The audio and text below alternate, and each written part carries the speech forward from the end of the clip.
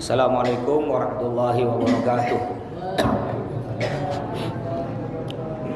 Alhamdulillah rabbil alamin wa bihi nasta'in ala amri dunya waddin, wassalatu wassalamu ala asyrofil anbiya'i wal mursalin sayyidina Muhammadin wa ala alihi wa sahbihi ajma'in. Amma ba'du. Seperti biasa kita kirim Fatihah dulu kepada guru-guru kita, kepada pengarang kitab Bidayatul Hidayah Imam Muhammad bin Muhammad Al-Ghazali, kepada pengarang kitab Al-Aham yaitu Al-Habib Hasan bin Ahmad Al-Kaf, kepada Al-Habib Abdullah Syadri, Habib Hasan Syadri, Habib Hasan Baharun, juga kepada Al-Habib Amin bin Musil Al-Hinduan, kepada orang tua kita, guru kita Al-Habib Anis bin Abu Bakar Al-Hinduan, juga kepada Kiai Haji Abdul Hamid Bata-Bata, kepada semua orang tua kita, keluarga kita telah mendahului kita, mudah-mudahan oleh Allah diampuni dosa-dosanya dan diterima amal ibadahnya. Al-Hadiniyah Qulina Tawassul Hadat Nabi Al-Fatihah. A'udzu billahi minasyaitonir rajim. Bismillahirrahmanirrahim. Alhamdulillahirabbil alamin arrahmanir rahim maliki yaumiddin. Iyyaka na'budu wa iyyaka nasta'in. Ihdinas siratal mustaqim siratal ladzina an'amta 'alaihim ghairil maghdubi 'alaihim waladdallin. Amin. Bismillahirrahmanirrahim. Kita lanjut kitab tasawuf Bidayatul Hidayah. Selanjutnya penyakit selanjutnya yaitu ar-riya. Riya. Apa itu riya? Bismillahirrahmanirrahim. Wa ammar riya. Adapun riya fahuwa syirkul khafi, syirik yang samar. Syirik yang samar. Syirik itu menyekutukan Allah, menduakan Allah. Riya ini mirip-mirip dengan nyembah yang lain. Apa itu riya? Riya wa ahadus syarikain wa dzalika talabu kaman zilatan fi qulubil khalqi litanala bihal jah wal hishmah wa bulja minal hawa al-muttaba. Riya ini contohnya gini. Kita beribadah ingin dipuji orang. Jadi kita beribadah bukan ingin mendapat pahala dan ridha dari Allah, tapi ingin dipuji orang. Jadi seakan-akan bukan kita nyembah Allah, tapi kayaknya seakan-akan nyembah orang. Makanya disebut syirik samar, mirip-mirip syirik. Nah, kita contohnya, ketika sholat di masjid ini contoh ya. Kita sholat di masjid tadi habis maghrib, sholat sunnah 2 rakaat. Kadang-kadang ada orang ketika sholat sunnah di masjid dilihat orang ramai 2 rakaat setengah jam. Allahu Akbar sampai bengkok akibat begini. Aduh, biar kayak kena orang dilihat, masya Allah, sujudnya lama, sujudnya. Itu kalau di masjid dilihat orang ramai. Tapi kalau sholat di rumah tidak ada orang lihat, jangankan 2 rakaat, 4 rakaat tak sampai 5 menit. Assalamualaikum. Itu namanya riya. Ada kadang riya ini kadang-kadang begini. Ketika di Jombang, anggaplah jalan rosak, di Nyemen pakai duit dia seorang, lalu ngomong gini, kalau bukan aku nih, tak mungkin mulus segang nih. Ada tuh, biasa tuh kan, ada ya. Kalau bukan aku, bukan begitu, itu namanya riya. Riya. Jadi riya intinya itu ingin beribadah, ingin dipuji orang. Contoh lagi, orang ke Mekah banyak. Ya, kita tidak lihat dalamnya, luarnya, kayaknya riya, tapi tidak pasti. Itu semua dalam hati ya. Jangan pula kita melihat orang luar kayak riya, berarti dia riya nih. Belum tentu. Ya, tapi biasanya banyak orang sekarang ke Mekah. Itu contohnya ke Mekah ini. Ibadahnya tidak terlalu banyak. Yang banyak apa? Yang banyak dia bisnisnya, bukan bisnis apa? Belanjanya. Kayak Mekah tuh kayak bukan dia ibadah ya, dianggap jalan-jalan. Ke masjid jarak. Saya pernah bawa jamaah dulu, Dia ke masjid nih, mungkin bisa dihitung dengan jari. Ketika ada kegiatan baru ke masjid, tidak ada kegiatan tidak ke masjid. Sholat di kamarnya. Bahkan kadang-kadang saya pernah ada bawa jamaah, tidak sholat di hotel pun tidak sholat. Saya bangunkan kamar ibu, bangun sholat subuh. Nanti lu mau Ustaz. Bangunkan jam 7, ganti sholatnya. Iya nanti, tak ada. Dia padahal di tanah suci masih berani tidak sholat, apalagi di rumah. Biasanya kata orang, makanya banyak orang, ada sebagian orang tak berani berangkat ke Mekah. Alasannya gini, saya pernah ngajak, ayo umroh yuk, ada orang berduit di kayu. Umroh yuk. Tidak usah, saya takut dibalas. Aduh, saya ini orang nakal Ustaz, takut dibalas. Itu biasa dibalas kalau niatnya setengah-setengah. Kalau niatnya gini, aku nak umroh lo, aku nak haji lo, tobat lo. Nanti balik dari Mekah mulai lagi. Istilahnya haji jam tomat, siang tobat, malam kumat. Nah, ini yang kena ini biasa dibalas di Mekah. Tapi kalau dia niat betul-betul, bismillahirrahmanirrahim, ya Allah, saya niat ke Mekah, saya tobat, saya tidak akan mengulang lagi dosa-dosa yang lalu. Insyaallah tak ada dibalas. Itu riya. Ingin dipuji orang. Terus, wa fihi halak aktsarun nas. Dan disebabkan riya ini banyak orang hancur, banyak orang binasa. Fama ahlakan nas illa nas. Tidak ada yang merusak kita kecuali sama-sama kita. Tidak ada yang merusak manusia kecuali sama-sama manusia. Contoh, kita rajin ke masjid nih. Kena gaul kita dipuji. Nak ke mana? Masjid Masya Allah. Dah rajin dari masjid. Mulai kembang kuping. Kan? Asalnya kita asli ke masjid ni kita ikhlas. Berangkat betul-betul ikhlas. Tapi ketika udah banyak orang puji, mulai dah berubah dah. Ya, mulai biasa berangkat ke masjid jam 4 subuh, ini biar agak awal. Jam 3 subuh biar kena orang dilihat. Ya, dilihat. Ya, bahkan dihidupkan lampu rumah terang-terang dihidupkan. Sengaja menghidupkan motor nyari-nyari nak ke masjid ni biar tetangga bangun, biar ngintip. Ketika pagi-pagi jam 7 ketemu, Masya Allah tadi aku lihat kau jam 3 subuh kau bangun. Alhamdulillah. Gaya sih tak ada gaya, tapi dalam hati kembang kuping. Gila. Itu namanya riya. Ibadahnya bukan karena Allah, tapi ibadahnya ingin dipuji orang.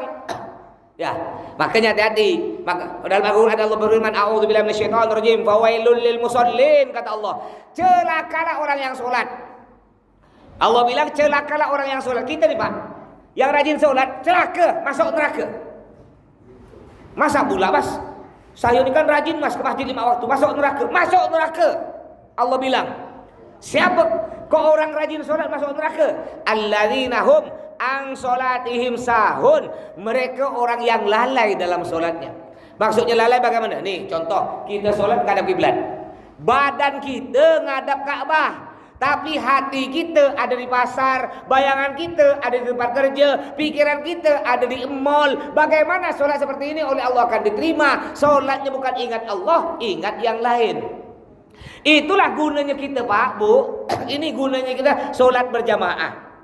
Kalau kita solat sendiri di rumah, khusyuk. Apa tuh khusyuk? Khusyuk tidak ingat apa-apa kecuali ingat Allah. Pernah tidak? Jujur Bapak Ibu, pernah tidak Bapak Ibu seumur hidup nih solat tidak ingat apa-apa mulai dari takbir sampai assalamualaikum, hanya ingat Allah? Pernah? Pernah. Saya tak pernah. Ya, kalau khusyuk kita nih, kita kan kelas seri nih. Saya, Bapak Ibu semua nih kelas seri. Khusyuknya orang awam kayak kita nih, yang penting kita tahu bahwa kita solat, udah. Kadang-kadang kita solat yang tak tahu lebih 3 jadi 4, betul tak? Kadang kurang. Ya, kadang tanya, imam tadi baca surah apa? Lupa dah. Ini barusan nih saya imam. Pertama saya surah apa tuh? Masih ingat? Ada ingat? Syamsi Duha yang kedua. Iya, yang imam tadi subuh. Kan? Ini baru nanya tadi subuh. Bukan, iya apa tak? Iya, subuh ya yang pakai suara kan subuh. Udah lupa kan? Belum nanya yang 3 hari yang lalu, belum. Baru subuh. Itu tanda dah kita dah khusyuk. Jadi kalau kita sholat sendiri khusyuk, hanya ingat Allah, itu pahalanya 1. Tapi kalau kita sholat sendiri enggak khusyuk, ngayal kemana-mana, itu tadi fawailul lil musallin, celaka orang yang sholat, tak dapat pahala, dapat letih. Tapi inilah gunanya kita sholat berjamaah. Kalau kita sholat berjamaah pakai di masjid, imamnya saya tadi tidak khusyuk, makmumnya semuanya tidak ada khusyuk, tetap dapat pahala 27 derajat. Kenapa? Karena apa? Berkah dari sholat berjamaah. Ini pentingnya kita sholat berjamaah. Tidak khusyuk semua, tidak ada khusyuk satu pun, tetap dihitung 27 derajat. Makanya kita sholat usahakan di masjid. Kalau tidak bisa paling sedikit. Kalau tidak bisa di masjid, paling sedikit berjamaah di rumah dengan istri. Biar dihitung 27 derajat. Tambah ramai jamaahnya, tambah besar pahalanya. Oh Bapak sholat jamaah di sini al khairat, ini kan kurang lebih anggaplah 60. Ya dapat pahala 60. Tapi kalau Bapak sholatnya di Masjid Mujahidin, itu kan jamaahnya maghrib bisa mungkin 500, tambah besar pahalanya. Oh Bapak sholatnya di Mekah, boleh berlipat lagi. Jadi di mana tambah banyak jamaahnya, tambah berlipat pahalanya. Jadi itu riya ya. Kita bisa binasa, bisa celaka ibadah kita gara-gara sama-sama kita dipuji besar kembang kuping. Riya. Yang ketiga, syahid akhirat. Yang banyak zaman sekarang ini syahid akhirat. Siapa syahid akhirat?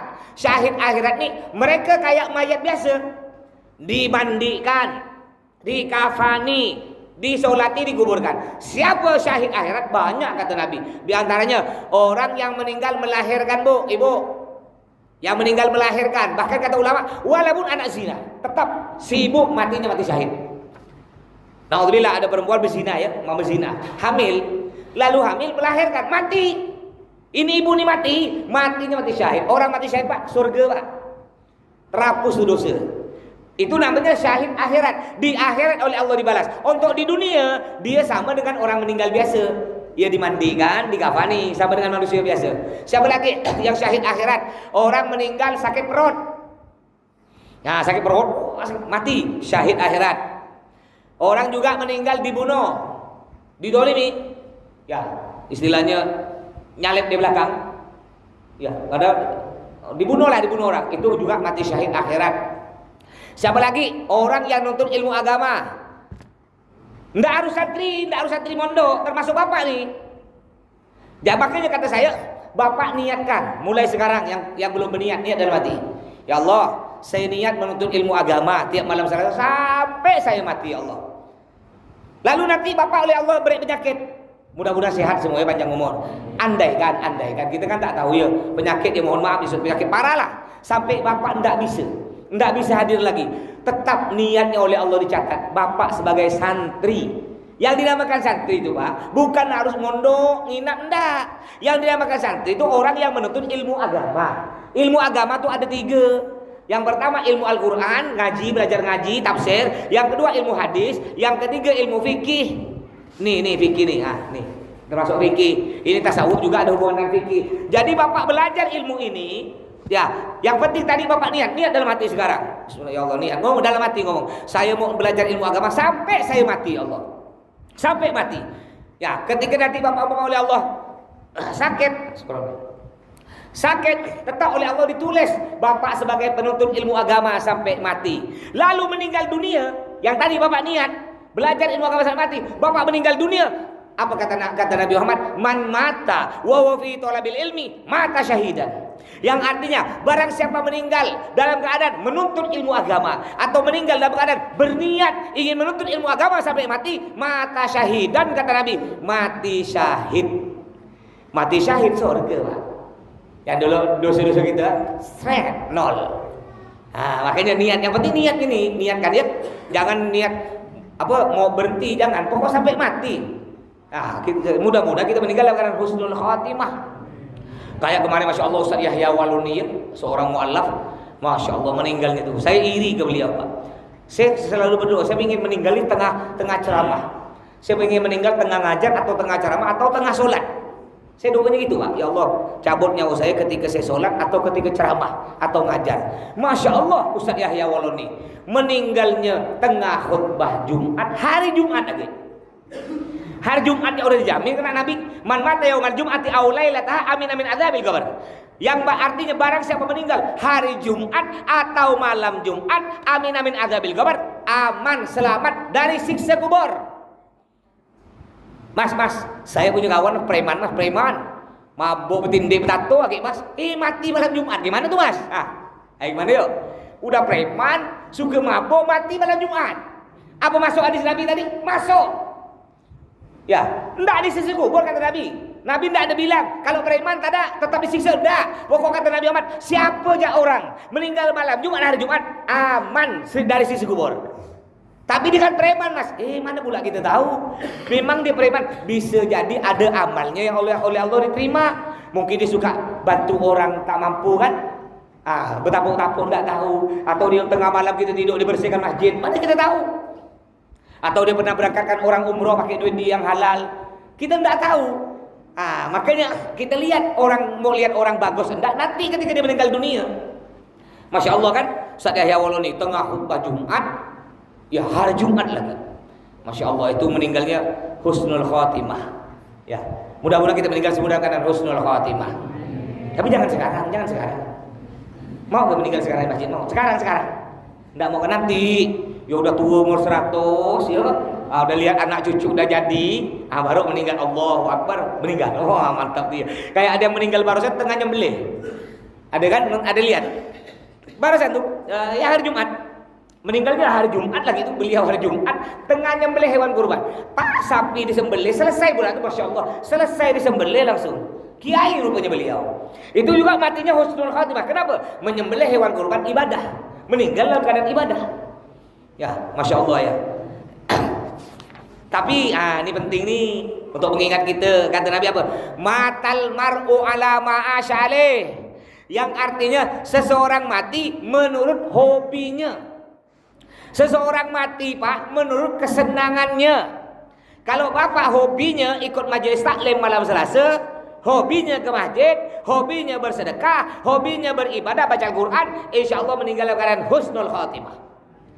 Tapi sebaliknya, kalau hobinya umpamanya judi slot, ya, hobinya narkoba, hobinya maksiat, naudzubillah, meninggal dalam keadaan mencekik leher-leher botol atau tidur ditemani oleh guling-guling bernyawa. Tahu tak guling-guling bernyawa? Istilah budak sekarang. Naudzubillah, meninggal dengan perempuan yang bukan istri kita. Meninggal dalam husnul khotimah. Ya, mudah-mudahan kita meninggal dalam keadaan husnul khotimah. Ayo kita berubah. Yang dulu kita suka nakal, suka bertapuk-tapuk, maksiat, main judi slot, bertapuk-tapuk, sekarang ayo ubah. Ngapa? Takut kita main judi slot. Saya tak tahu judi slot. Katanya di HP dipikir itu yo, putar-putar, dia dapat duit itu. Anggaplah memang antu judi slot tiap hari main. Mati gini. Satu kampung tahu semua. Oh, ini rupa tuh judi slot nih. Mati sambil megang HP. Judi slot lagi itu. Tapi yang hobi, kalau Bapak hobi HP, hobinya dengarkan ceramah agama, dengarkan ceramah Ustaz Somad, dengarkan ceramah pokoknya, atau dengarkan selawat, meninggal. Ketika meninggal sambil megang HP, ketahuan orang lihat, Masya Allah, rupanya beliau nih meninggal dalam keadaan dengarkan selawat Habib Syekh. Jadi kita meninggal tergantung hobi kita. Memang kita tidak tahu, Pak. Saya dengan Bapak tak tahu hobi saya tak tahu hobi Bapak. Ya kalau kita sama-sama lihat luar, wah Masya Allah, Bapak lihat luar saya nih, wah keren kan? Masya Allah, Mas Toto keren deh. Penceramah kemana-mana. Besok saya ceramah di kantor dinas perkebunan. Besok banyak kantor-kantor lagi, Pak. Masya Allah, Bapak tahu luarnya, dalamnya mana kita tahu. Andai kan Bapak lihat dalam saya, mungkin Bapak tak mau datang sekarang nih. Ngeri, Pak. Ya, dalam kita tidak tahu gitu lah. Yang tahu cuma Allah Subhanahu wa taala.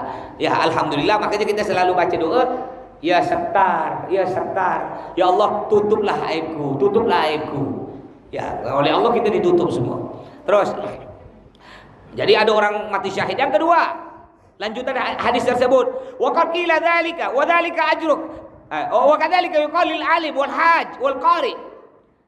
Jadi ada orang alim ulama bilang, "Ya Allah, saya ni pantas masuk surga karena saya ni banyak santri. Tiap malam Selasa saya ngajar. Saya punya santri di Al-Jihad, saya pantas masuk surga." Apa kata Allah? Tak bisa. Kau tak pantas masuk surga. Ngapa ya Allah saya tak pantas? Kau tuh ingin dipuji. Kalau ada orang kau tengah ceramah banyak yang suka ngelihat, suka, kau tambah bangga, tambah kau cantik-cantikkan ceramah kau. Neraka tempat kau tidak ikhlas. Begitu pula dikatakan kepada orang yang haji yang umroh, ya Allah, saya udah haji, saya udah umroh, saya pantas masuk surga. Tak pantas kau. Ngapa ya Allah tak pantas? Kau mah pergi ke Mekah tuh, kau upload di foto, biar kau nanti masuk di TikTok, dilihat orang, hebat nyampe Mekah dah, biar dipuji-puji. Kau tak pantas masuk surga. Artinya gimana? Karena gara-gara tadi penyakit riya. Jadi intinya riya, Pak, ingin dipuji orang. Ibadahnya tidak ikhlas, bukan ingin didapat pahala dan ridho dari Allah, ingin dilihat orang. Ya. Terus wamal ujub. Ini ujub. Ujub itu apa? Membanggakan diri sendiri. Ketika bangun jam 3 subuh masuk ke masjid, sendiri tidak ada orang. Allahu Akbar. Lalu ngomong dalam hati, kayaknya nih sesungai Jawi cuma aku yang bangun jam 3. Itu namanya ujub. Puasa Senin Kamis, kayaknya nih segang jarak, cuma aku yang puasa Senin, yang istiqomah, yang lain tak ada. Itu namanya ujub, membanggakan diri sendiri. Ya, contoh aja nih. Contoh termasuk ujub nih. Banggakan siapa? Banggakan orang tua.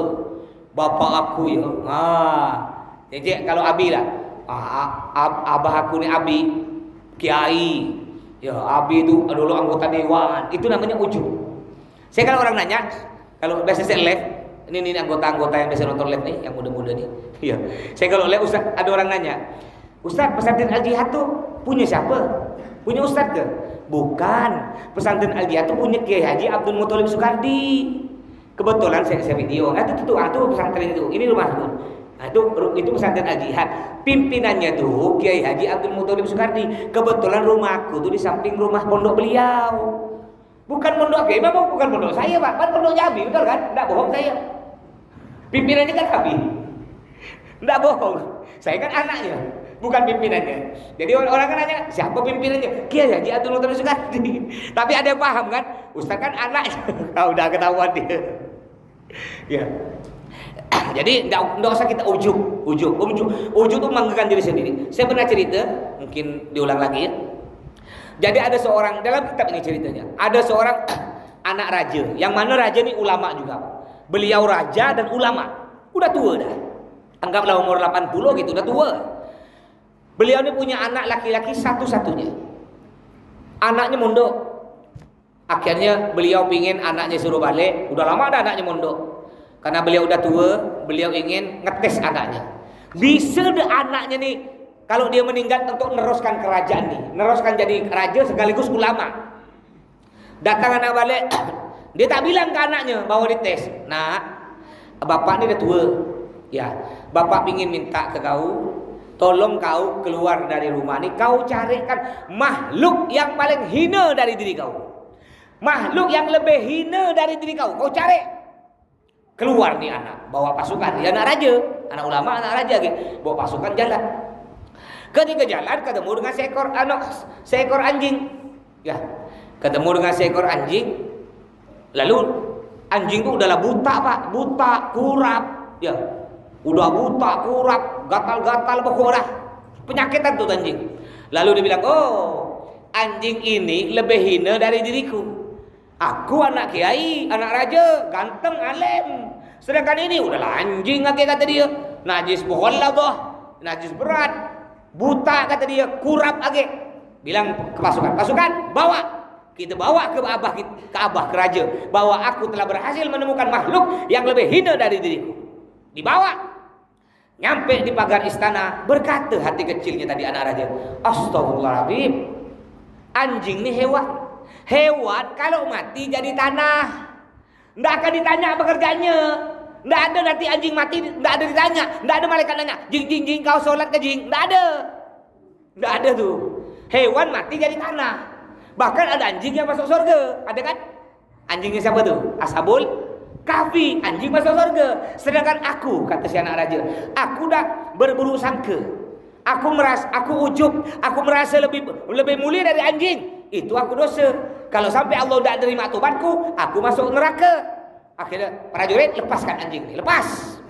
Ayo kita jalan lagi, kita cari makhluk yang lebih hina dari diri aku ini. Jalan, ketemu dengan seorang pelacur. Baru balik. Kak, dari mana kak? Biasa lah bang, jualan bang. Jual apa? Daging sepon bang. Jadi kakak apa? Jual lah bang, jual diri mau. Kakak pelacur, iya. Prajurit tangkap. Ditangkap nak prajurit. Wah, kita beritahu ke apa? Bahwa kita ni aku dah berhasil menemukan makhluk yang lebih hina dari diri aku. Ini pelacur. Dosa besar. Yang pertama itu dosa besar, murtad, keluar dari Islam. Yang kedua, bunuh orang. Dosa besar nomor 3, berzina, pelacur. Dia ini dosa besar nomor 3. Lebih hina dari diri aku. Aku tak pernah berzina. Jangankan berzina, kata aja. Pacaran aku tak pernah. Chat-chatan dengan cewek WA aku tak pernah. Aku mondok dari kecil sampai sekarang tak pernah aku kenal cewek. Berarti aku lebih mulia dari pelacur ini. Nyampe di pagar istana, berkata lagi hati kecilnya, "Astagfirullahaladzim. Ini pelacur, kalau dia bertobat oleh Allah diterima tobatnya, masuk surga." Kan ada cerita dalam hadis Nabi itu ada cerita. Ada pelacur, seorang pelacur nih Pak. Pelacur, tiap hari kerja pelacur Pak. Ketika dia nak balik, tiba-tiba ya ada seekor anjing. Anjing di stop, apa anjing nih? Rupanya ada kolam. Anjing tuh haus, julurkan lidah. Haus. Dia mau minum kan tak mungkin anjing terjun ke kolam tuh matilah. Akhirnya dia pun paham anjing haus, ditarik tuh tali. Ketika tali ditarik, tak ada ember, putus lah. Tak ada ember. Turun nih pelacur pakai tali, turun. Ngambil air pakai sepatu, bangok sampai atas diminumkan. Ini ceritanya di Arab Pak. Arab tuh ndak ada kolam 3 meter keluar air, ndak ada. Itu Pontianak kolam sekilan pun keluar air. Saya dulu masih kecil-kecil itu, masih kecil-kecil kalau nangkap ikan Amerika, ikan jolong-jolong di parit, buat kolam di bawah kolong rumah. Dulu kan kita semua rumah kan ada kolong dulu tuh. Tinggal gali aja man dulu kan. Digali 2 kilan dia keluar air. Kalau di Arab ndak ada. Di Arab tuh 10 meter baru keluar air. Bahkan ada yang 20 meter baru keluar air. Akhirnya si pelacur ini turun, ngambil air, diminumkan ke anjing. Udah berapa kali turun lagi, diminumkan ke anjing. Sampai kenyang si anjing. Akhirnya udah kenyang. Ya, lalu lama si pelacur sakit meninggal dunia. Meninggal Pak si pelacur. Ada salah seorang ulama lah ini, kalau ulama lah, orang soleh memimpi Pak dengan pelacur. Di dalam mimpinya di pelacur Pak berada di sorga. Bertanya si ulama, cur kata dia. Siapa namanya? Kau tak tahu kan pelacur, mak panggilannya cur gitu. Nama pun saya tak tahu. Kak, ngapa pula kakak bisa masuk surga nih Kak? Kakak kan kerja jual diri, pelacur. Ngapa bisa masuk surga? Amal apa yang diterima oleh Allah? Apa kata pelacur? Iya sebenarnya aku ini masuk neraka. Cuma gara-gara aku minum seekor anjing sampai kenyang, Allah ngampuni dosa aku. Akhirnya aku dimasuk ke dalam surga. Akhirnya apa kata anak raja tadi? Berarti pelacur ini kalau Allah terima tobatnya bisa masuk surga? Enggak. Sedangkan aku anak raja, aku telah berburuk sangka kepada pelacur ini. Kalau aku tidak diterima tobat aku oleh Allah, aku akan lemparkan neraka. Lepaskan pelacur. Lepaskan pelacur. Akhirnya si anak raja menghadap abahnya tanpa bawa apa-apa. Dia pergi sendiri. Terkejut, assalamualaikum warahmatullahi wabarakatuh. Udah dapat kau? Mana kau tak dapat nih? Abah kan juru nyari makhluk yang lebih hina dari diri kau. Nggak ada abah. Apa tak ada? Banyak di luar sana kata abah. Tak ada abah. Terus yang paling hina di dunia ini adalah saya bah. Bahkan dari pelacur, bahkan dari anjing sekalipun, saya paling hina bah. Apa kata abahnya? Kalau gitu nak, kau udah berhasil mondok, kau bisa gantikan abah untuk meneruskan perjuangan ini. Gara-gara apa anaknya? Anaknya merasa lebih hina dari siapapun.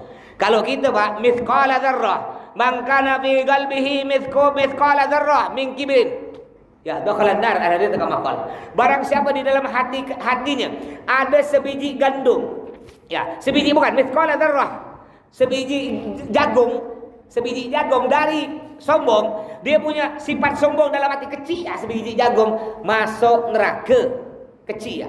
Makanya kita jangan merasa lebih mulia dari orang. Yang paling bagus kita apa? Kita merasa lebih hina dari orang. Tidak apa-apa kita hina di hadapan orang. Yang penting kita mulia di hadapan Allah. Kalau bisa dua-duanya mulia. Di hadapan manusia kita mulia, di hadapan Allah kita mulia. Jadi jauhi sifat ujub. Ujub artinya membanggakan diri sendiri. Yang ketiga, selanjutnya wal kibir wal fakhar.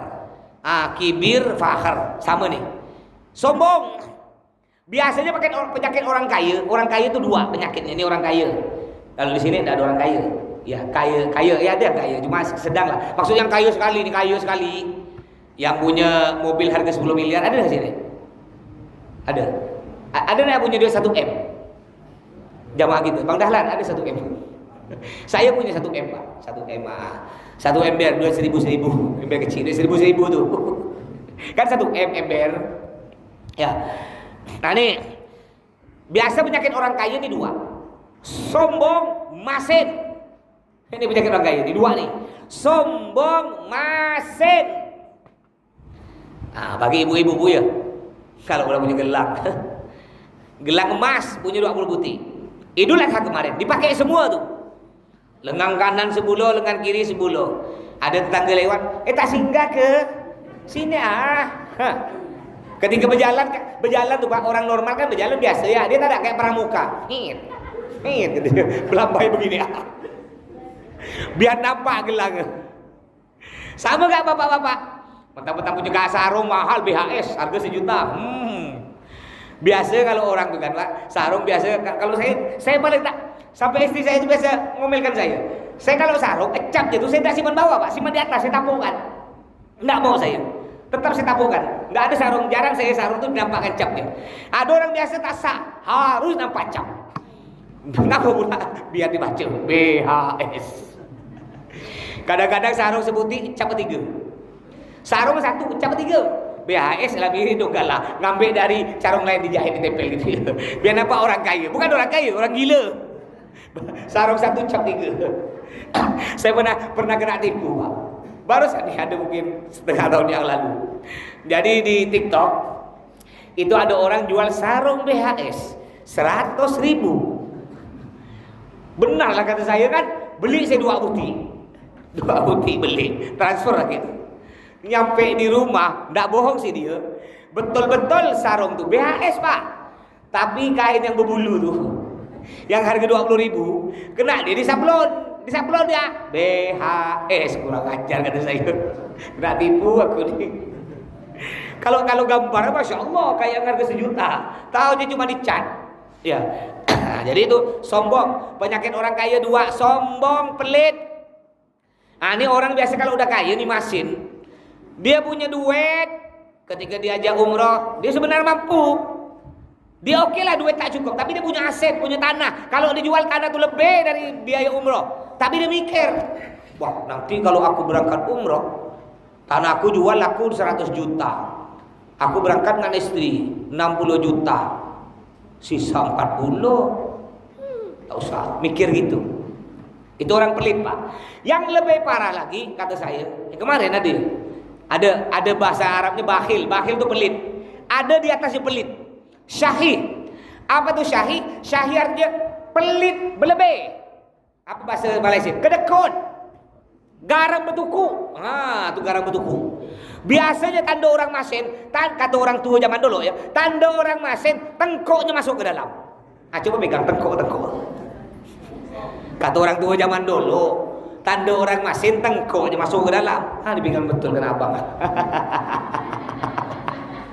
Masuk dalam Bang? Ada. Oh. Tapi tak ada pasti. Saya punya kawan tengkok nyembol keluar Masin, naudzubillah, tak menjamin gaya. Ada lagi di atas pelit namanya syahih. Syahih itu apa Pak? Syahih itu pelit berlebih. Dia bukan cuma pelit kepada orang lain, dia juga pelit ke diri sendiri. Ke diri sendiri pun pelit. Sebenarnya dia mampu makan lo ayam, duitnya miliaran, tapi dia tak mau makan lo ayam, makan telur ya. Padahal dia sebenarnya mampu Pak, duit berlebih. Masih naudzubillah. Sampai ke diri sendiri pun tak ada. Makan teri 3 buti, bubur lagi itu. Nasi tak ada, makan bubur. Akhirnya tidak menikmati hidup. Duitnya miliaran, tidak menikmati hidup. Ya, boleh makan bubur sekali-sekali. Masa duit puluhan miliar makan bubur kalau sakit? Ini sehat. Untuk diri sendiri pelit apa? Untuk orang lain. Ya, tak mau berangkat ke Mekah umroh karena takut duitnya habis. Ya, masih naudzubillah. Terus, dah mungkin ada pertanyaan sebelum saya lanjut, silakan.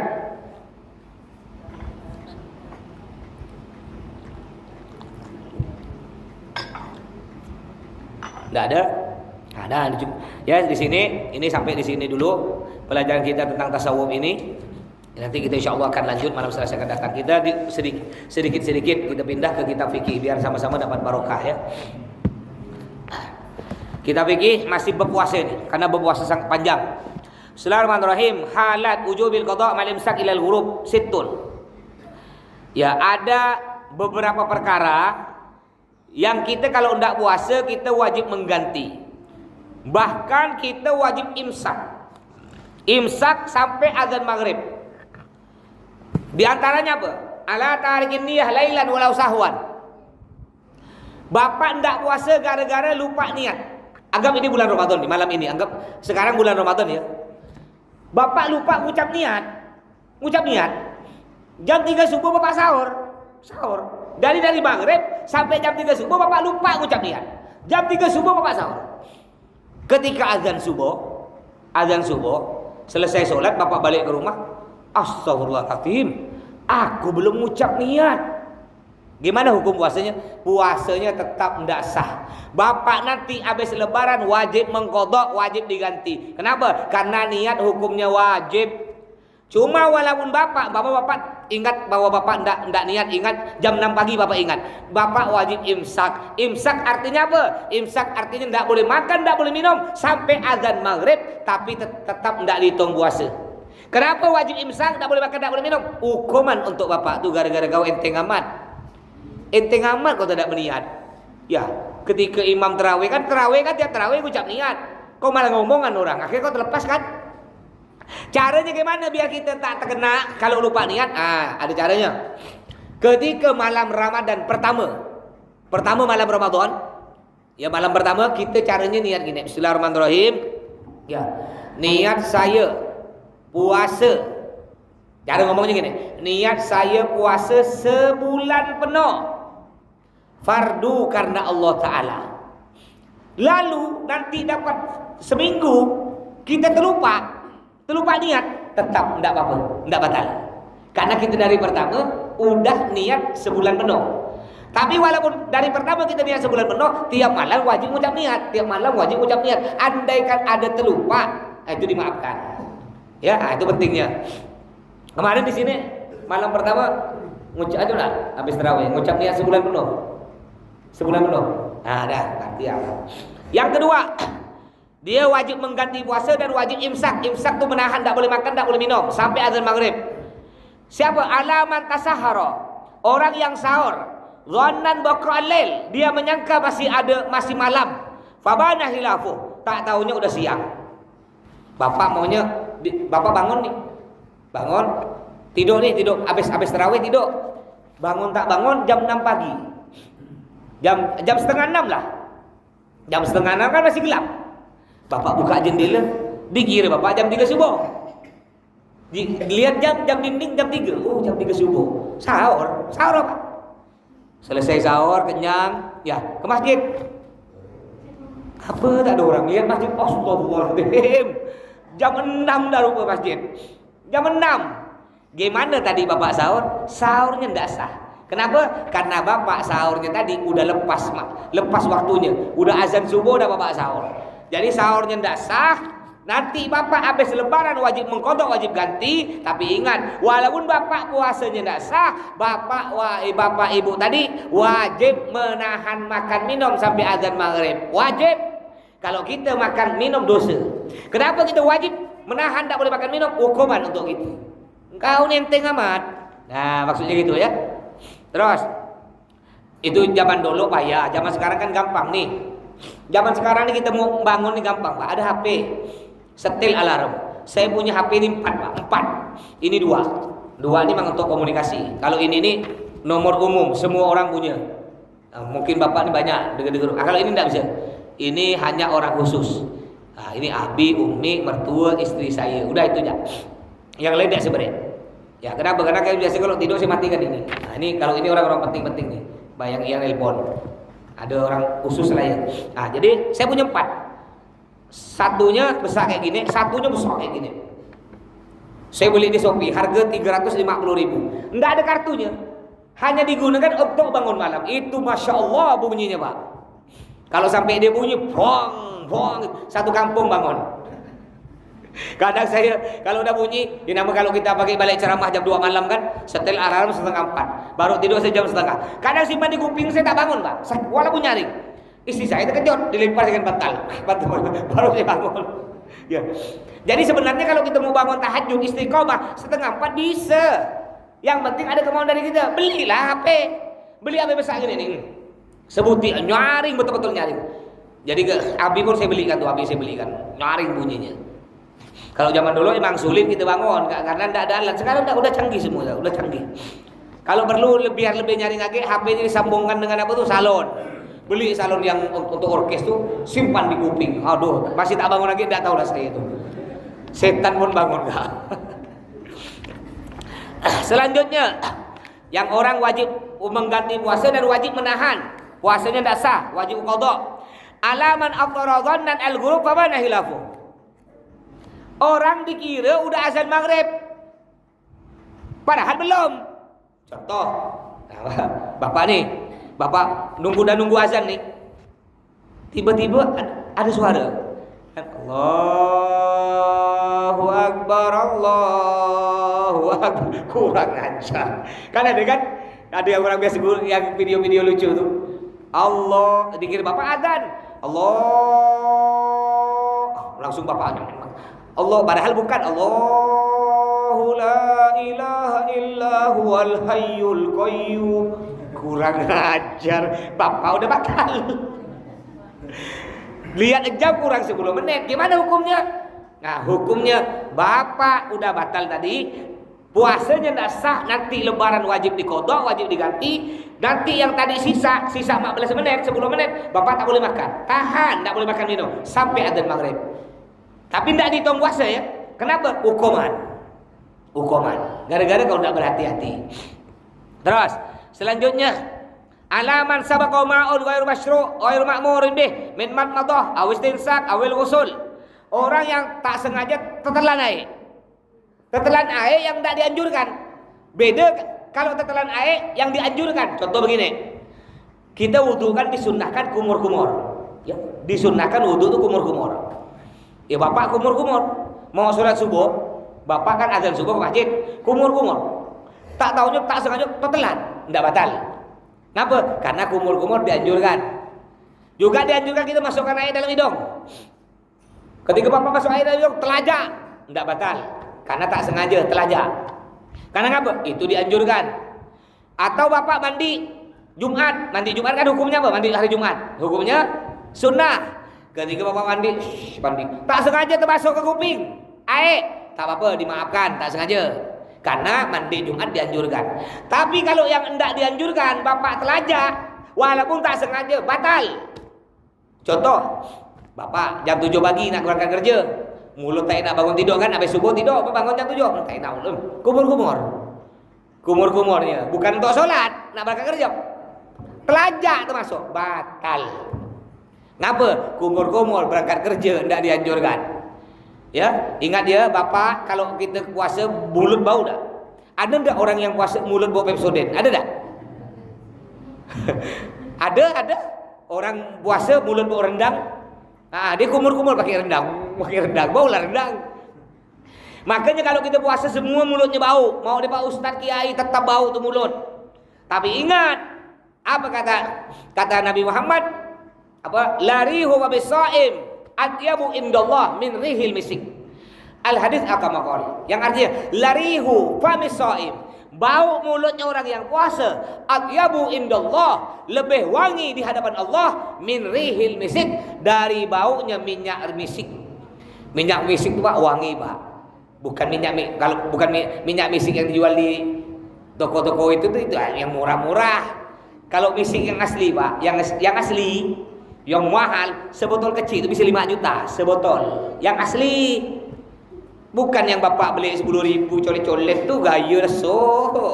10.000. Saya ceritanya nih pergi namanya Arabian Oat. Ada toko paling terkenal, insyaallah yang pernah ke Mekah tahu ya.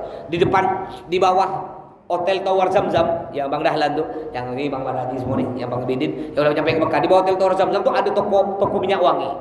Mahal, naudzubillah. Saya masuk ke situ. Saya mau belikan minyak wangi untuk Abi yang paling cantik maksud saya. Saya lihat, ini cantik, ini botol keren, kecil segini dah rasanya, kecil. Ya. Cium-cium kan saya. Dia ambil sampel cium. Minta sikit. Dah, cium ya, cium dari jauh. Tak boleh simpan tangan cium. Ngapa dalam hati saya? Saya lihat harganya, Pak. Yang saya lihat harganya itu 500 rial, 2 juta. Oh iya, saya beli tak apa-apa untuk Abi. Saya beli satu. Saya ambil duit 500 rial. 500 rial itu Pak 2 juta. Di sana Pak 2 juta selembar ya, selembar. Kalau kita 2 juta berapa lembar? 2 bulo. Dia selembar. Kalau kita akhirnya saya bayar 500 rial 2 juta. Kata dia, apa pula 500? Berapa ya Bang? 5.000. Hah? 5.000 itu 20 juta Pak. Itu 500 rupanya ketutup tisu 01. Dibukin tisu. Kurang ajar kata saya. Rupanya harganya 5.000. 5.000 tuh 20 juta. Botol kecil segini. 20 mili. Gaharu asli. Tak jadilah mundur saya. Akhirnya cari yang lebih murah lagi. Ya. Jadi kalau di sini jangankan harga 5 juta, 20 juta, harga 100.000 yang tak mau dibeli, kenapa Pak? Cobalah ada orang bawa minyak wangi ngetangkan 100.000, mahal kok kan? Aku beli 10, itu 10 nyak nyong-nyong. Udah so, udah 10. Ya. Jadi lalu Bapak batal tadi. Batal dikira azan maghrib, maka wajib diqadha dan tidak boleh buka puasa. Nah, juga tadi yang tadi telajak air, nak berangkat kerja kumur-kumur telajak air. Telajak air jam 7 pagi. Bapak puasa batal, nanti lebaran wajib diqadha, wajib diganti, dan dari jam 7 pagi sampai azan maghrib tak boleh makan, tak boleh minum. Harus nahan. Kenapa? Hukuman. Kau ni dah tahu, bah itu tuh kan bukan disunahkan, malah kumur-kumur kau. Biarlah mulut kau bau, tak apa-apa. Memang di hadapan manusia bau, tapi di hadapan Allah mulut orang yang puasa lebih wangi dari minyak wangi, yang paling wangi di dunia. Ya. Terus, baik, ada pertanyaan? Silakan. Untuk waktu puasa itu dimulainya dari imsak, azan maghrib atau dari matahari? Apa? Dihitungnya? Ya, mulai berpuasa. Oh, mulai berpuasa. Soalnya saya pernah dengar itu ada yang bilang orang memahami dari mintul syamsi itu jadi dimaknai dari terbit matahari. Jadi walaupun udah ada makan dia ada pernah dengar kayak gitu. Oh, enggak. Kita dimulai berpuasa dari sebelum azan subuh. Ya pas azan subuh itu udah dimulai dah. Pas azan subuh itu dimulai. Enggak bisa makan lagi. Jadi imsak itu masih boleh, Pak. Jadi kalau imsak tuh cincinnya kalau lampu merah, kuning, hijau. Lampu hijau itu masih boleh makan, puas-puas. Lampu kuning itu imsak. Imsak artinya hati-hati. Masih boleh makan. Makanya waktu imsak dengan adzan subuh 10 menit. Jadi Bapak masih makan cepat. Kalau makan laju ya, masih masuk setengah piring lah, masuklah. Kumur-kumur bisa. Rokok tak bisa. Jangan kalau masih nyucul rokok. Tak bisa, tak cukup 10 menit tuh. Bisa lah setengah batang ya. Tuh imsak masih boleh makan minum, tapi berhati-hati. Takut-takut kita telajak. Imsak masih makan adzan habis. Iya kalau udah minum. Kalau belum minum, imsak makan 3 piring. Ketika nak minum azan, udah sakit lah kau. Sampai maghrib lah kau gitu. Ya, jadi imsak masih boleh. Jadi